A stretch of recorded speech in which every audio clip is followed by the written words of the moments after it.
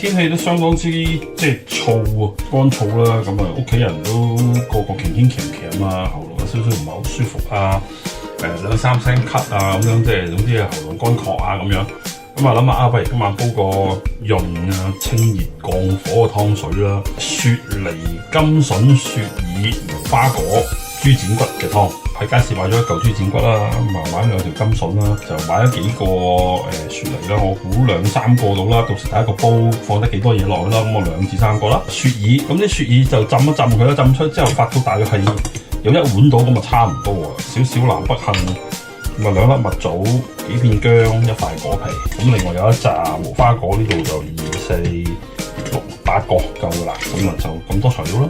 咁啊首先咧就將啲豬骨出水啦。凍水落鑊，咁啊煮佢滾啦，咁啊稍咧就等佢整走啲血水啊，咁就可以啦。熄火，撈翻起佢，咁跟住咧揾凍水洗一洗翻乾淨佢。咁跟住咧就切啲材料啦，咁啊甘筍就即係咁樣切啦，滾動佢，咁啊唔好太細嚿啦，如果唔係就冇煲兩煲唔得食啦。咁啲雪梨就切咗佢，起一啲心佢，咁啊可以切3個嘅，咁啊切3個咯。咁啲無花果想令佢出味啲咧，就可以1開2啦。嗱，呢個你個人中意啦，咁我一向咧煲湯咧有個習慣啫。如果有啲材料我係基本上喺個湯裏邊煲咗就純粹要味食嘅咧，咁唔想搞到煲湯好複雜嘅咧，我就會揾個呢啲咁樣嘅煲魚袋咧，就裝起佢。嗱，咁舉例講，呢啲嘅無花果煲完咗其實就唔食噶啦。咁我放落去，一擺呢啲果皮啦、薑啦、蜜棗啦，呢啲我就會咁樣袋起佢。咁煲完之後成袋撈走佢，咁咪簡單啲咯，就唔使整到啲湯裏邊有好多啲渣你係唔食嘅，咁比較麻煩啲咯。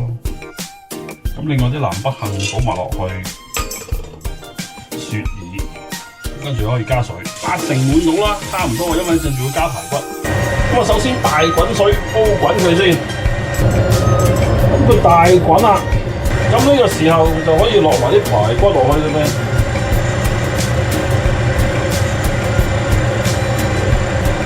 咁啊，調去中火，滾佢大約5分鐘至10分鐘到。咁啊，滾咗差唔多10分鐘啦。咁呢個時候咧，就閂細火，閂到個火基本上係最細。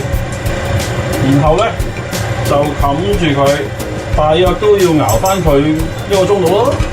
前後都煲咗1個鐘頭15分鐘，咁啊可以睇一睇喎。哇！啲色水都好濃啦，湯都已經好濃啦，咁應該 OK 啦，紅蘿蔔淋晒，排骨淋晒，咁啊煲湯掂啦，咁啊可以落啲鹽啦，試一試味睇夠唔夠味。哇！好正，基本上可以熄火啦，煲湯煲完啦。